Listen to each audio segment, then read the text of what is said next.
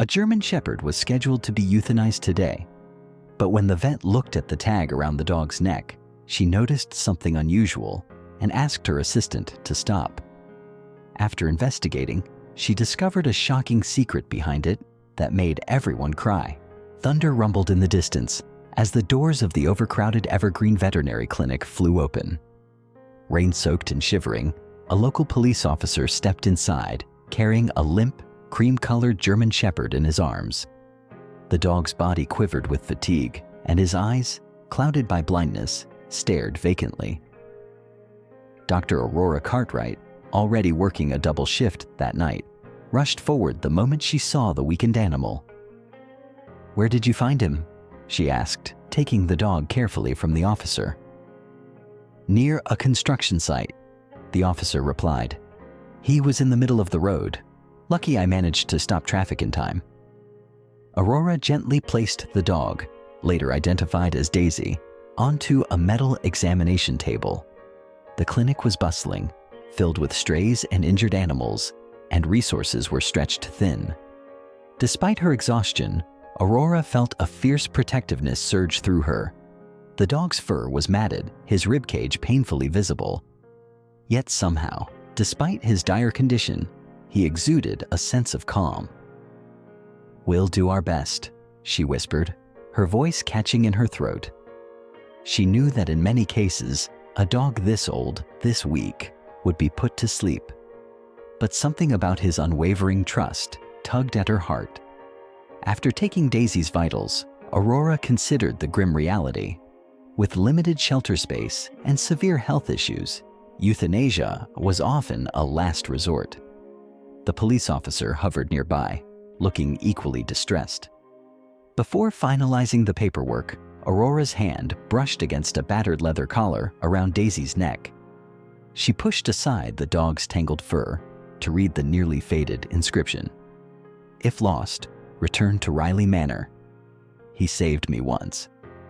Her heart lurched. What was Riley Manor and who was he? This short, mysterious message hinted that Daisy's life story was far from ordinary. Aurora bit her lip, then turned to her assistant. "Cancel the euthanasia order. I need more time. There's something here we can't ignore." The officer, relieved to hear that Daisy had been given a temporary reprieve, nodded in support.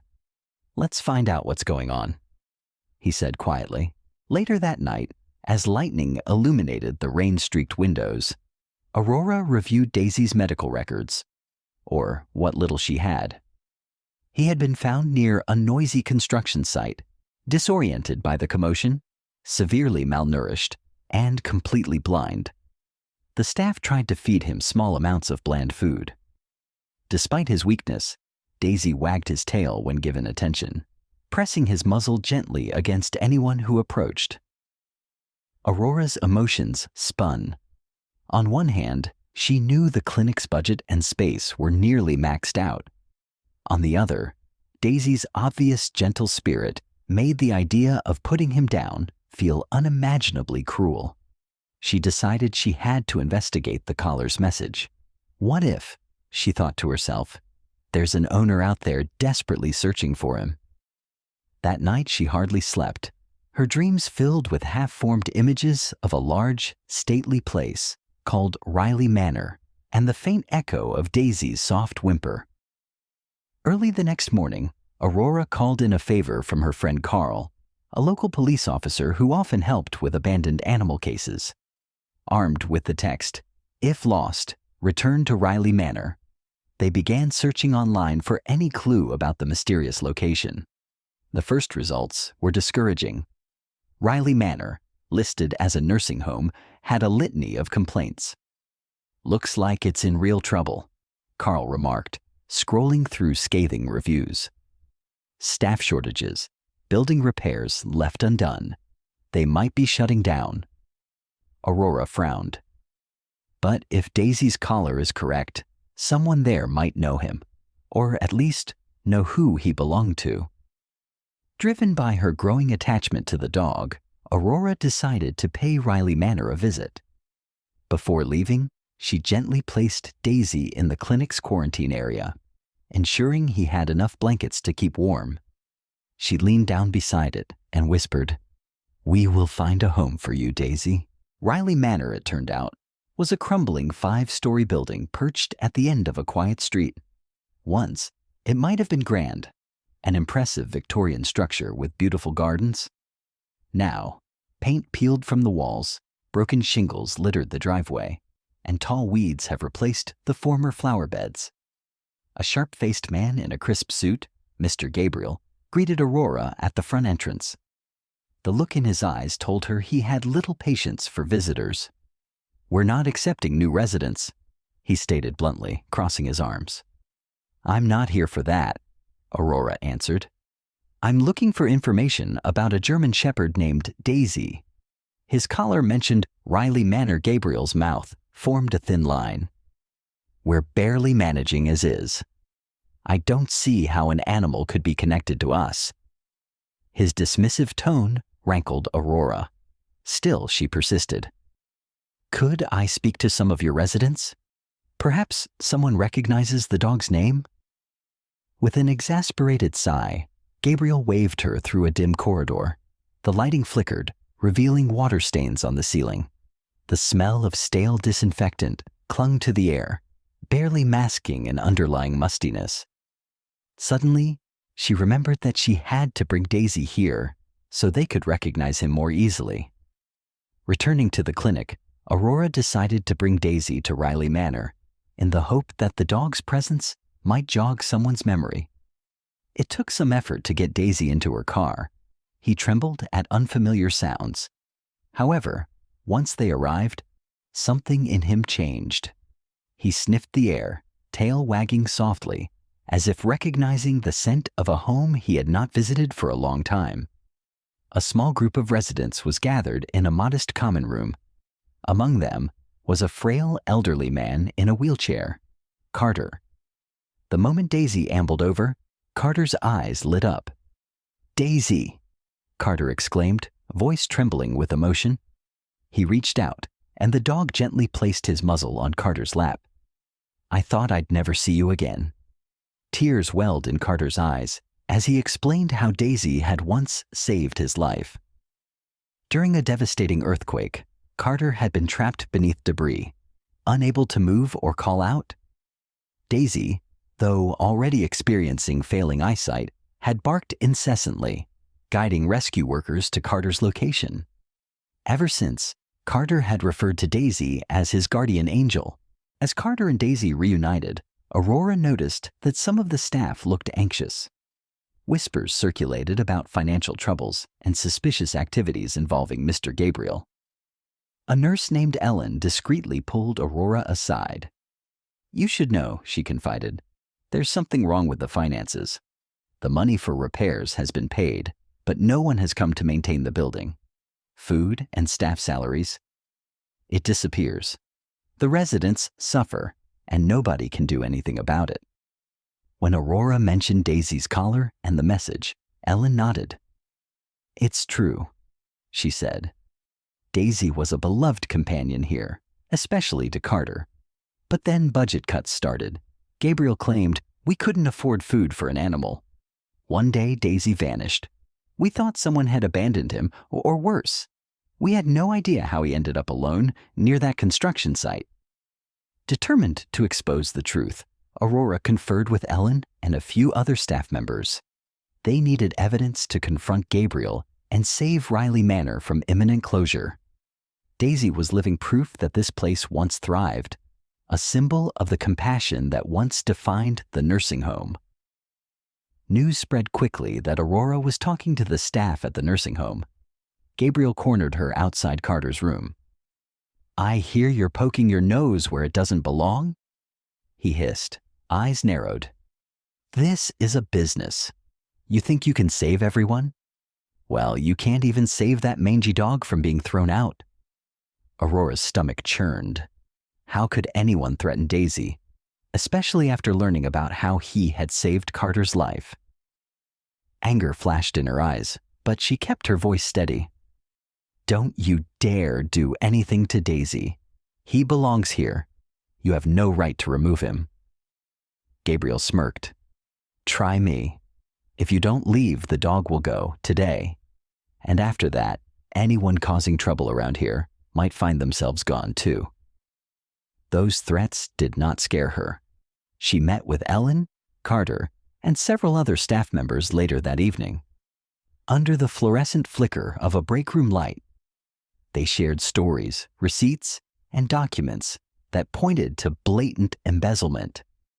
Gabriel was skimming funds, letting the building fall into ruin, and neglecting the residents' well-being. "We have enough here to take to the board," Ellen said, tapping a stack of papers. "But will they listen?" Aurora placed a comforting hand on Ellen's shoulder. "We have to try. And my friend is a police officer, so I think we can hope for the best. Before we continue the story, do you think Aurora and the people at the nursing home can win against this Gabriel? Leave a comment and come back to the story. A special meeting was called a week later. Aurora, Ellen, and a handful of staff members, along with Carter, prepared meticulously. They organized the evidence: bank statements, suspicious transactions, list of equipment purchased in the past year without any equipment installed. Meanwhile, Daisy provided gentle comfort, often placing his head on Carter's lap whenever tension rose. The board members gathered in Riley Manor's makeshift conference room. Gabriel wore a confident sneer, clearly believing he still held the upper hand. But when Ellen began speaking, her voice shaking at first, she revealed how dangerous understaffing had become. Aurora followed up with evidence of neglected repairs. Finally, Carter mustered his strength to speak about Daisy's heroism and the heartbreak of losing him due to budget cuts that never made sense. One by one, the pieces of the puzzle fell into place. Bank records displayed glaring discrepancies. Large sums of money allocated for nursing home operations appear to have been diverted into personal accounts. Gabriel's arrogant smile faded. He attempted to interrupt, offering feeble excuses about miscommunication or clerical errors. But the board's stern faces showed they were no longer buying it. With the final documentation laid out, the board chair took a deep breath. "Mr. Gabriel, these allegations are serious. Until we can investigate fully, you are suspended from your position, effective immediately." The tension broke like a thunderclap. Gabriel's eyes flared with anger. He sputtered in protest, but two security guards stepped forward. As he was escorted out, Daisy gave a small wag of his tail, as though sensing an end to the darkness that had plagued Riley Manor. In the days that followed, word of the scandal leaked to the local press, igniting a wave of community support. Volunteers flocked to Riley Manor to clean, paint, and refurbish. Donations began rolling in: food, medical supplies, even new furniture. Contractors offered discounts to repair the roofing and plumbing. Daisy, now a local celebrity of sorts, wandered the hallways, his blindness never deterring him from seeking out those who needed a nuzzle or a comforting presence. Residents doted on him, feeding him treats, brushing his fur, and reminding him how truly loved he was. A journalist named Sarah picked up the story, running a front-page piece titled "The Dog Who Saved Riley Manor." Her article highlighted Daisy's heroics and shed light on the deeper issue of elder care neglect. It struck a chord with the community. Donations tripled overnight. Aurora stood by a freshly painted window, looking out at the small courtyard where Carter rested in his wheelchair. Daisy lay contentedly beside him, tail wagging whenever a resident approached. The transformation over the past few weeks felt nothing short of miraculous. Thinking back to the night Daisy first arrived, Aurora marveled at how a single act of compassion, choosing to postpone his euthanasia, had led to saving not only Daisy's life, but an entire community of people. Without Daisy, Riley Manor may have quietly fallen into permanent closure, leaving elderly residents with nowhere to go. Instead, the dog's collar and the story behind it had inspired a movement of kindness and accountability. "He saved me once," read that faded inscription, and in many ways, It was truer now than ever. He had saved Carter from the rubble years ago, and he saved Riley Manor from unseen collapse through his presence. In the weeks that followed, the board appointed new management, compassionate and dedicated individuals who vowed to restore Riley Manor to its former warmth. The staff, rejuvenated by hope, took pride in their work and welcomed community volunteers with open arms. Daisy became the honorary guardian of the halls. Despite his blindness, he navigated the corridors with uncanny grace, seemingly guided by the gentle voices and loving hands around him. Aurora continued her work at the veterinary clinic, but she made frequent visits to Riley Manor. Every time she arrived, Daisy would greet her at the door, tail wagging. She always brought him a treat, peanut butter crackers or a bag of food, and in return, she received the unwavering love only a dog like Daisy could give. That evening, by the time the lanterns flickered on in the courtyard, a gentle hush fell over Riley Manor.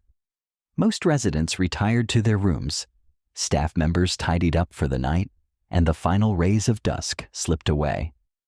But Aurora lingered a little longer. She patted Daisy softly. He yawned, stretching his tired limbs, before curling up at Carter's side, a content expression on his face. Inside the hallway, in every picture where Daisy appeared, he was surrounded by warmth and love. It was as though he had always been there, a guiding presence with a wagging tail. Eventually, Aurora rose to leave. Carter waved goodbye, a tender smile playing on his lips. He whispered something to Daisy, who responded with a gentle thump of his tail. Before stepping out the door, Aurora paused. She gazed back at the old Victorian interior that no longer felt gloomy. Laughter drifted from a nearby room, where a nurse was joking with a couple of residents. Despite challenges yet to come, Riley Manor stood as a beacon of resilience. And at its heart, a blind, once frail German Shepherd whose unwavering full. Have you experienced defending justice? Share your thoughts in the comments and let us know where in the world you are hearing it from.